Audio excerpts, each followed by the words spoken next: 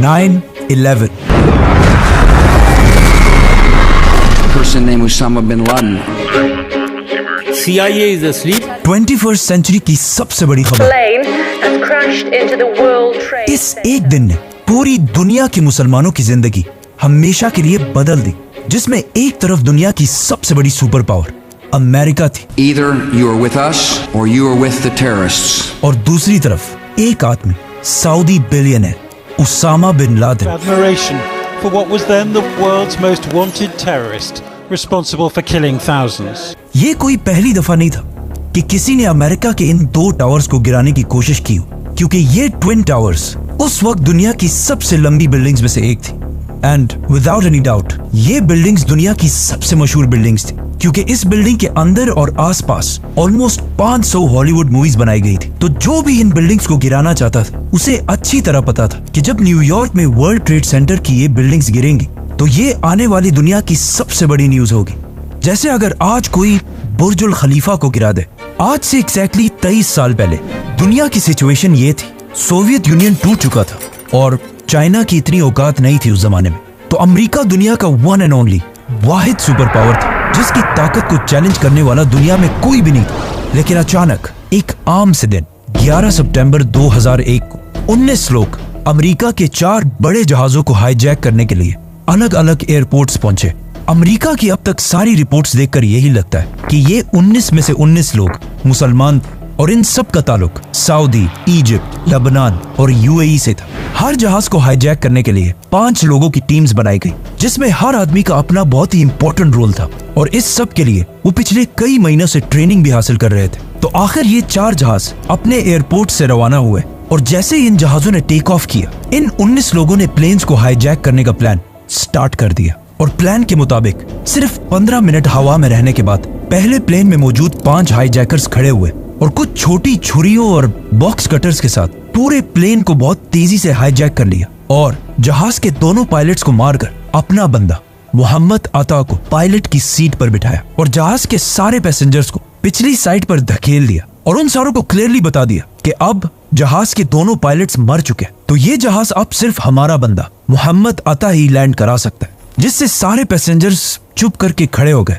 लेकिन हाईजैकर्स कभी इस प्लेन को लैंड करना चाहते ही नहीं थे। अब जब इस जहाज का नया पायलट मोहम्मद अता पैसेंजर्स को ये बातें समझा रहा था, तो उसने गलती से जहाज के एक और बटन को भी दबा दिया, जिससे वो सीधा न्यूयॉर्क के एयरपोर्ट के टावर के साथ कनेक्ट हो गया और उसने कहा कि सब आराम से बैठ जाओ, हम इस जहाज को एयरपोर्ट की तरफ ही लेके जा रहे हैं। नाउ ये सुनकर न्यूयॉर्क के एयरपोर्ट में कंफ्यूजन फैल गई और उन्होंने जल्दी से एयरपोर्ट के रनवे से सारे जहाजों को हटाकर रनवे क्लियर कर दी और इस जहाज का इंतजार करने लगे। इसके बाद अगेन मोहम्मद अता गलती से दोबारा एयरपोर्ट के टावर के साथ कनेक्ट हुआ और उसने कहा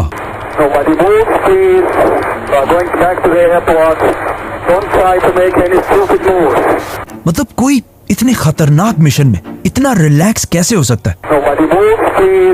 खैर ये जहाज पहले बोस्टन से लॉस एंजलिस की तरफ जा रहा था, जो काफी लंबा सफर है। तो मोहम्मद अता ने इस जहाज को 100 डिग्रीज टर्न किया और न्यूयॉर्क की तरफ बढ़ने लगा और जैसे ही वो न्यूयॉर्क की सिटी के करीब पहुंचा तो जहाज बहुत तेजी से अपनी हाइट से नीचे आने लगा और क्लियरली सबको ऐसा ही लग रहा था कि ये जहाज इसलिए नीचे आ रहा है ताकि ये न्यूयॉर्क के एयरपोर्ट पर लैंड कर सके। इसीलिए उधर एयरपोर्ट में भी ये देखकर सारे लोग इस जहाज का इंतजार करने लगे।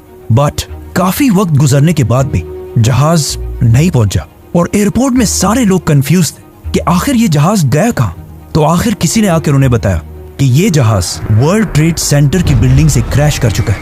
अब सिर्फ एयरपोर्ट वालों को ही पता था कि असल में ये हुआ क्या है, लेकिन अमेरिकन मीडिया को इस बारे में कुछ पता नहीं था। इसीलिए हर न्यूज चैनल ने इसे एक बहुत बड़ा एक्सीडेंट कहकर ब्रॉडकास्ट करना शुरू किया। इस सब के दौरान अमेरिका का प्रेसिडेंट जॉर्ज बुश फ्लोरिडा में बच्चों के एक स्कूल में बैठा हुआ था, तो उनके सेक्रेटरी ने आके खामोशी से उन्हें इस इंसिडेंट का बताया।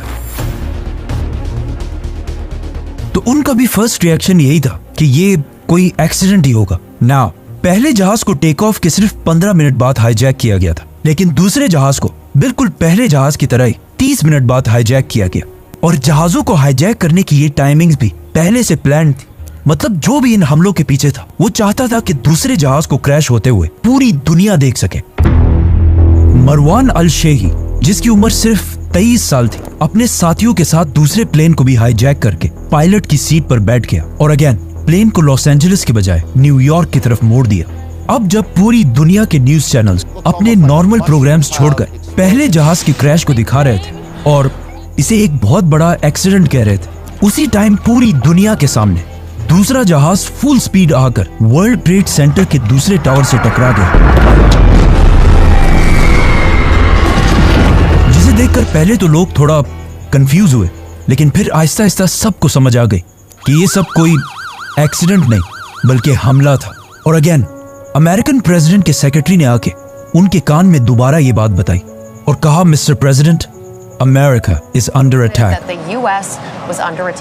इसके बाद American army full high alert हुई और मुल्क के सारे जहाजों को लैंड करने का हुक्म दिया, लेकिन अभी भी 2 जहाज ऐसे थे जिन्हें ये लोग हाईजैक कर चुके थे और किसी को पता नहीं था कि इन दोनों जहाजों का अगला टारगेट कौन सा होने वाला है। थर्ड जहाज को, जिसे एक सऊदी सिटीजन हानी हंजोर उड़ा रहा था, उसने जहाज न्यूयॉर्क की तरफ टर्न करने के बजाय उसे अमेरिका के कैपिटल वॉशिंगटन की तरफ टर्न किया और जैसे ही वो वॉशिंगटन के करीब पहुंचा, वो अपने जहाज को बहुत ही नीचे ले आया और जहाज की स्पीड फुल बढ़ा दी और ये जहाज बहुत तेजी से दुनिया की सबसे इंपॉर्टेंट बिल्डिंग्स में से एक पेंटागन की तरफ बढ़ रहा था और दुनिया की नंबर 1 इंटेलिजेंस एजेंसी CIA का हेडक्वार्टर।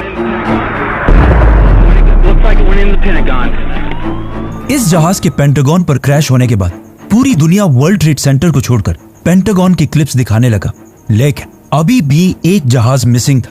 जब US आर्मी ने इस जहाज की डायरेक्शन चेक की तो उन्होंने देखा कि ये जहाज भी वॉशिंगटन की तरफ ही बढ़ रहा है और हो सकता है ये अमेरिका की पार्लियामेंट कैपिटल को टारगेट करे।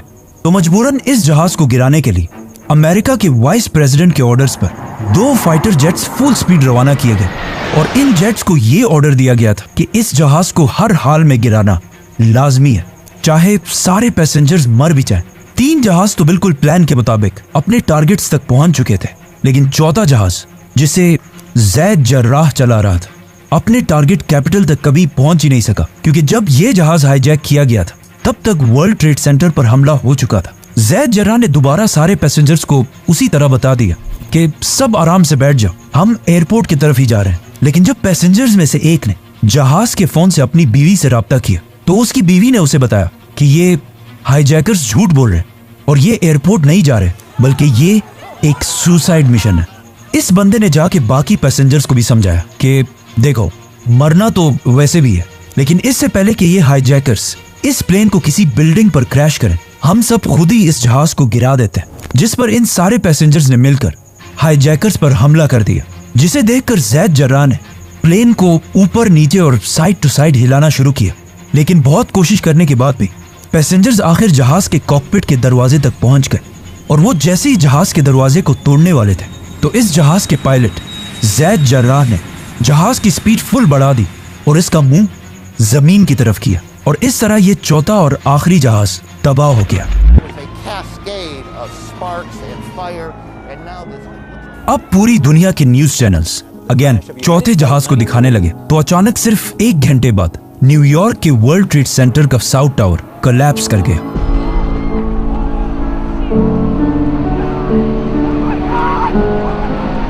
और इसमें तकरीबन 1000 लोग हलाक हुए और इसके कुछ ही देर बाद दूसरा टावर भी गिर गया और उसमें भी 1600 लोग हलाक हुए। ओवरऑल 9/11 के इन 4 हमलों में 3000 लोग मारे गए, जिनमें से 200 लोग तो सिर्फ ऐसे थे जिन्होंने इन बिल्डिंग में लगी आग की वजह से वर्ल्ड ट्रेड सेंटर के टॉप फ्लोर से छलांग लगाकर मरे थे। लेकिन इन हमलों के कुछ ही दिन बाद मोहम्मद अता, जो इस सारे प्लान का लीडर था, उसके वालिद का एक इंटरव्यू सामने आया जिसमें उसने ये सब मानने से इनकार कर दिया और सारा मलबा इजराइल की इंटेलिजेंस एजेंसी मोसाद पर डाल दिया और कहा कि इस्लाम में ऐसे किसी अटैक की इजाजत है ही नहीं। और इस तरह तीसरे और चौथे जहाज के पायलट्स के माँ बाप ने भी अमेरिका के रिपोर्ट्स मानने से इनकार कर दिया। और अगर इन अटैकर्स की फैमिलीज को देखा जाए तो ये कोई आम गरीब लोग नहीं थे, बल्कि ये सारे अटैकर्स बहुत ही वेल ऑफ रिच फैमिलीज से थे। 9/11 का ये हमला इतना बड़ा था कि इस हमले के 100 दिन बाद तक न्यूयॉर्क में हर तरफ धूल फैली हुई थी और इन तबाह हुई बिल्डिंग्स के मलबे को साफ करने के लिए भी ऑलमोस्ट $1 बिलियन लगे थे। लेकिन फिर भी वर्ल्ड ट्रेड सेंटर के गिरने से अमेरिका को इतना नुकसान नहीं हुआ। असल नुकसान इन बिल्डिंग से थोड़ी सी दूरी पर एक दूसरी बिल्डिंग में हुआ जिसे लोग हमेशा भूल जाते हैं, और वो बिल्डिंग थी New York stock exchange. Global markets got absolutely hammered as these events. इन हमलों के बाद अमेरिका की मार्केट्स में पैनिक फैल गया और अमेरिका की स्टॉक एक्सचेंज क्रैश करने लगी और ऑलमोस्ट सारे कंट्रीज के स्टॉक्स गिरने लगे, जिसमें सबसे बड़ा नुकसान उठाया वॉरेन बफे की कंपनी बर्कशायर हैथवे ने। और कहा जाता है कि इन हमलों से अमेरिका को 1.4 ट्रिलियन डॉलर्स का नुकसान हुआ और अमेरिका की जीडीपी जो इससे पहले 4 और 5% पर ग्रो कर रही थी, 2001 के हमलों के बाद 1% से भी नीचे आ गई। लेकिन अब जब स्टॉक एक्सचेंज में सारी कंपनीज के स्टॉक्स नीचे जा रहे थे, तो कुछ कंपनीज दरमियान में ऐसे भी थी जिन्होंने इन हमलों से नुकसान की बजाय बहुत ज्यादा प्रॉफिट किया और इन कंपनीज के शेयर्स ऊपर जाने लगे। और ये कंपनीज थी वॉर कंपनीज, गन्स बनाने वाली कंपनीज, फाइटर जेट्स और टैंक्स बनाने वाली कंपनीज। अमेरिका के ऑलमोस्ट सारे इन्वेस्टर्स अपने पैसे इन कंपनीज में इन्वेस्ट करने लगे। और ये लोग ऐसा क्यों कर रहे थे? क्योंकि सबको पता था कि अमेरिका अब इन 9/11 के बदला लेने में एक बहुत बड़ी जंग शुरू करेगा, जिसकी वजह से पूरी दुनिया गौर से अमेरिकन प्रेसिडेंट जॉर्ज बुश की तरफ देख रही थी कि आखिर किसने और क्यों दुनिया की इतनी बड़ी सुपर पावर अमेरिका के साथ ऐसा करने की जुर्रत की है। और पूरा अमेरिका गुस्से से भरा हुआ था। इन हमलों के कुछ ही दिन बाद जॉर्ज बुश आखिर पूरी दुनिया के सामने आए और सबको बताया कि इन हमलों के पीछे कोई मुल्क या गवर्नमेंट नहीं थी, बल्कि ये एक टेररिस्ट अटैक था। और इन अटैक्स के पीछे सिर्फ एक ही ऑर्गेनाइजेशन थी, अल कायदा। person named Osama bin Laden are linked to many other organizations in different countries. और उसका leader Osama bin Laden, Al-Qaeda released the video after its rival जो इस सबसे बहुत दूर आराम से अफगानिस्तान में बैठा हुआ था। नाउ अब जब पूरी दुनिया उसामा बिन लादेन को इन हमलों के लिए ब्लेम कर रही, तो उसामा बिन लादेन सामने आए और अल जजीरा को इंटरव्यू देकर कहा कि मेरा इन हमलों से कोई ताल्लुक नहीं है। लेकिन उन्होंने कुछ बाकी बयान भी ऐसे दिए जिसकी वजह से पूरी दुनिया के लोग कंफ्यूजन में थे कि ये इसने किया है या नहीं किया। इन हमलों के बाद सिर्फ उसामा ही नहीं बल्कि पूरी दुनिया के मुसलमान और स्कॉलर्स सामने आए और इन हमलों की सख्त मुखालफत की, क्योंकि अगर किसी ने भी रसूलुल्लाह सल्लल्लाहु अलैहि वसल्लम की जिंदगी के बारे में पढ़ा हो तो उसे पता होगा कि आप सल्लल्लाहु अलैहि वसल्लम हर जंग से पहले मुसलमानों को ये ऑर्डर्स दिया करते थे कि जंग के दरमियान भी किसी औरत, बच्चे, बूढ़े और इवन दरख्तों को भी नहीं काटना और फार्मर्स और दूसरे रिलीजन के प्रीस्ट को भी नहीं मारना, सिर्फ उनसे लड़ना जो तुमसे लड़े। मतलब इतने सॉफ्ट स्पोकन और हमेशा माफ करने वाले प्रॉफिट मोहम्मद सल्लल्लाहु अलैहि वसल्लम के रिलीजन के नाम पर कोई कैसे ऐसे कर सकता था? इसीलिए इन हमलों के बाद OIC, मुसलमानों की सबसे बड़ी ऑर्गेनाइजेशन, सामने आई और उसने भी 9/11 के इन हमलों की मुखालफत की। और उनके अलावा मक्का के ग्रैंड मुफ्ती ने भी ये बयान दिया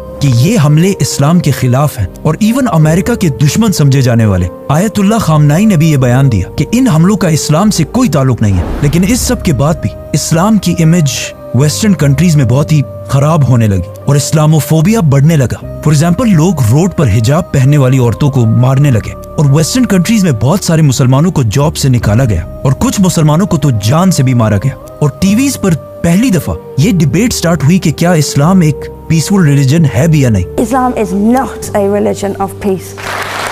लेकिन इन सब चीजों के बाद भी पूरी दुनिया के मुसलमानों का यही स्टैंस था कि ये हमले चाहे जिसने भी किए, हम इस सब के खिलाफ हैं। नाउ उसामा बिन लादेन के इनकार करने के बाद भी अमेरिका ने सारा ब्लेम उसामा बिन लादेन पर ही डाला। अमेरिका ने अफगानिस्तान की गवर्नमेंट तालिबान को अल्टीमेटम दिया कि अलकायदा के सारे leaders including Osama bin Laden को हर हाल में अमेरिका के हवाले किया जाए। लेकिन अफगानिस्तान ने ऐसा नहीं किया, क्योंकि अफगानिस्तान इससे कुछ ही साल पहले एक बहुत बड़ी सुपर पावर सोवियत यूनियन को 10 साल जंग के बाद हरा चुका था। और उसामा बिन लादेन ने उस जंग में अफगानों की मदद के लिए बहुत बड़ा रोल प्ले किया था, जिसकी वजह से तालिबान गवर्नमेंट, जिसका लीडर मुल्ला मोहम्मद उमर था, उसामा बिन लादेन की बहुत ही रिस्पेक्ट किया करती थी। जिस पर तालिबान ने अमेरिका की गवर्नमेंट से कहा कि आप जिस पर ब्लेम लगा रहे हैं वो बंदा तो मान ही नहीं रहा कि उसने ये सब किया है, आप हमें प्रूफ्स दें, हम खुद उसे सजा देंगे और बगैर प्रूफ्स के हम अपने गेस्ट को किसी के हवाले नहीं कर सकते। बट अमेरिका ने उनकी ये ऑफर नहीं मानी और कहा, देखो मैं एक सुपर पावर हूँ और तुम एक आम से गरीब मुल्क हो, मुझे तुम्हें सबूत देने की कोई जरूरत नहीं है, ये बंदा मेरे हवाले करो बस, वरना हम अफगानिस्तान पर हमला करके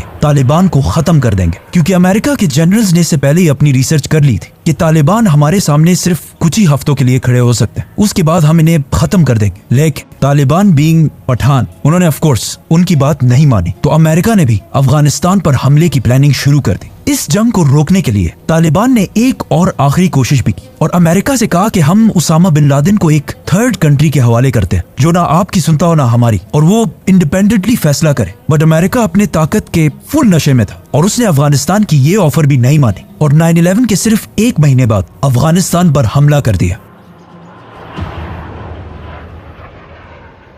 जॉर्ज बुश ने इस जंग को एक क्रूसेड कहा और इसका नाम रखा war on terror. This crusade, this war on terrorism, और हर तरफ से अपनी फौज अफगानिस्तान की तरफ भेजना शुरू की और अफगानिस्तान के अंदर जो तालिबान के खिलाफ सबसे ताकतवर अफगान था, अहमद शाह मसूद, अमेरिका ने उसकी आर्मी को फुल सपोर्ट किया और बिल्कुल अमेरिका के प्लान के मुताबिक तालिबान को निकालकर पूरे अफगानिस्तान को फतह कर लिया।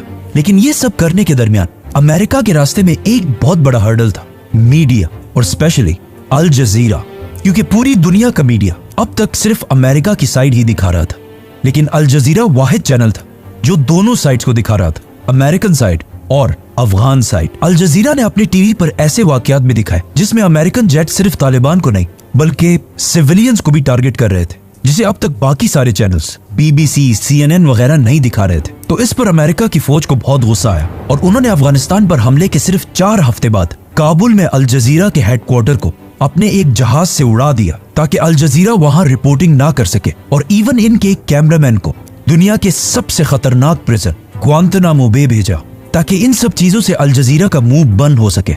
अमेरिकन जनरल्स की प्लानिंग बिल्कुल सही थी क्योंकि 9/11 के सिर्फ 3 महीने बाद तालिबान की गवर्नमेंट अफगानिस्तान में खत्म हो गई, जिसके बाद अफगानिस्तान का कोई भी लीडर नहीं था।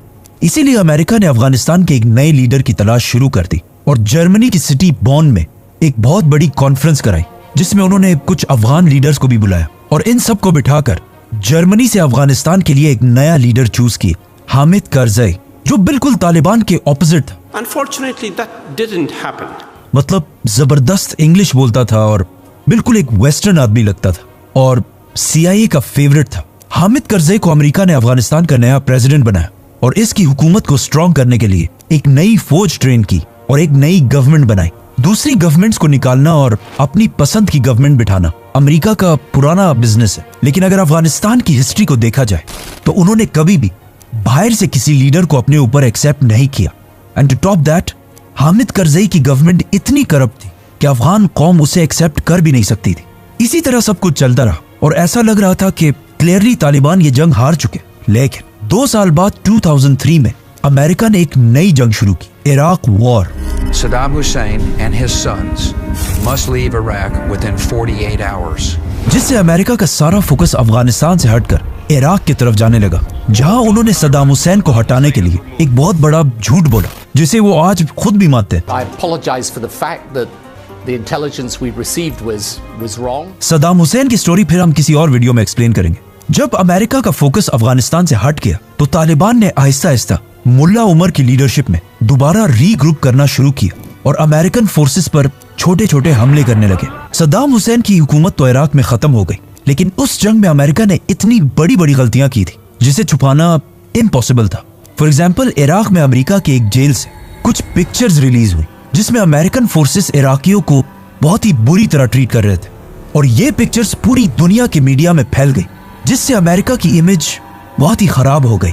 और उधर अफगानिस्तान में तालिबान ने भी ये इमेज यूज करके अफगानों को ये समझाने की कोशिश की कि देखो ये सब कुछ होता है अमेरिका के जेलों में। इराक के इन जुल्मों की वजह से जब बुश इराक विजिट करने गए तो वहां उन्हें जूते भी मारे गए। इस सब से अमेरिका की इमेज इराक में ही नहीं बल्कि अफगानिस्तान में भी खराब हुई और तालिबान दोबारा मजबूत होने लगे। इसके अलावा तालिबान की मजबूती का एक रीजन ये भी था कि अफगानिस्तान बहुत ही एक ट्राइबल सोसाइटी है और जब भी अमेरिकन फौज किसी एक अफगान को मारती थी उसका सारा खानदान और कबीला तालिबान के साथ जाकर मिल जाता था। तो इस तरह अफगानों को मारने से तालिबान कमजोर होने के बजाय और स्ट्रॉन्ग होते जाते थे और इनके नंबर्स भी पहले से बहुत ज्यादा बढ़ चुके थे। नाउ एज वी सेड कि इससे पहले उसामा बिन लादेन ने 9/11 के हमले में इन्वॉल्व होने से इनकार कर दिया था, लेकिन 2004 की यूएस इलेक्शन से पहले उसामा बिन लादेन की एक वीडियो सामने आई जिसमें उसने अमेरिकन को मुखातिब करके 9/11 की पूरी जिम्मेदारी एक्सेप्ट की। और इस वीडियो में उसामा बिन लादेन ने उन 19 लोगों के लिए दुआएं भी की जिन्होंने 9/11 किया था, और अमेरिका को एक वार्निंग भी दी कि वो दोबारा भी ऐसा कर सकता है। मतलब उसामा बिन लादेन ने 9/11 के 3 साल बाद उसकी पूरी जिम्मेदारी उठा ली। इस स्पीच के बाद जॉर्ज बुश दोबारा अमेरिका की पॉलिटिक्स में मजबूत हो गया और कुछ ही अरसे बाद इलेक्शंस जीत गया। और इलेक्शन जीतने के बाद उसने दोबारा फौजों को अफगानिस्तान में उसामा बिन लादेन के पीछे भेजा। लेकिन फिर भी अगले 4 साल तक ना उसामा बिन लादेन मिल सका और ना अफगानिस्तान फतह हो सका और ना तालिबान खत्म हो सके। अफगानिस्तान की ये जंग जो सिर्फ कुछ हफ्तों के लिए थी, 9/11 के बाद 10 साल तक जारी रही। और अब जॉर्ज बुश के बाद अमेरिका का नया प्रेसिडेंट भी आ चुका था, बराक ओबामा। ओबामा ने आते ही इस जंग को अपने वादों के मुताबिक कम करने के बजाय और भी बढ़ा दिया और भी ज्यादा फौज अफगानिस्तान की तरफ भेजी, जिससे वहां अमेरिकन फौज की तादाद 1 लाख से भी बढ़ गई। और उसी के साथ ओबामा ने ड्रोन अटैक्स और एयर स्ट्राइक्स को भी बढ़ा दिया। और उसी की हुकूमत में आखिर 9/11 के 10 साल बाद 2011 में अमेरिका को आखिर एक टारगेट मिला उसामा बिन लादेन के बारे में, जो अफगानिस्तान में नहीं बल्कि पाकिस्तान में छुपा हुआ था। अब इस वाकये के 2 वर्जन, एक तो अमेरिका और पाकिस्तान का वर्जन और दूसरा कुछ सीनियर जर्नलिस्ट का वर्जन। उसामा बिन लादेन अपने 3 बीवियों, बच्चों और ग्रैंड चिल्ड्रन के साथ पिछले कई साल से पाकिस्तान की सिटी एबटाबाद में रह रहा था, जहां अमेरिका ने खुद ही ऑपरेशन करके उसे ढूंढा और फिर उसे मार दिया, जिसका पाकिस्तान की आर्मी और गवर्नमेंट को बिल्कुल भी पता नहीं था। लेकिन कुछ सीनियर जर्नलिस्ट जैसे कि सीमोर हर्ष के मुताबिक अमेरिका ने उसामा बिन लादेन को पकड़ने के लिए $25 मिलियन रखी थी। इसीलिए पाकिस्तान आर्मी के एक रिटायर्ड कर्नल इकबाल सईद खान ने इन पैसों के लिए उसामा बिन लादेन की लोकेशन अमेरिका के CIA तक पहुंचाई। और इस खबर को कंफर्म करने के लिए अमेरिका ने एबटाबाद में शकील अफरीदी के साथ एक फेक वैक्सीन कैंपेन शुरू की और एबटाबाद के इस घर को हर तरफ से स्कैन करने लगा।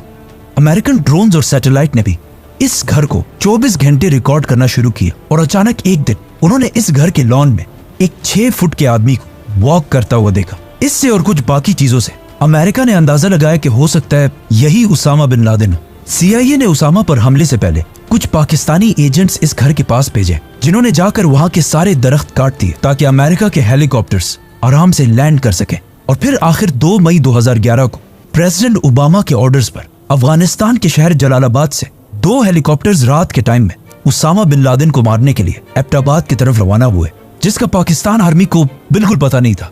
और वहां अमेरिका में ओबामा और उसके मिनिस्टर्स ये सब कुछ लाइव देख रहे थे। ये हेलीकॉप्टर्स उसामा बिन लादेन के घर में लैंड हुए और सिर्फ 40 मिनट के ऑपरेशन के बाद उसामा बिन लादेन को मार दिया और उसकी बॉडी को अपने साथ वापस अफगानिस्तान ले गए, जहां उसका DNA टेस्ट करके ये कंफर्म किया गया कि यही उसामा बिन लादेन है। और फिर उसकी डेड बॉडी की पिक्चर्स लेकर उसामा बिन लादेन की लाश को समंदर में फेंक दिया।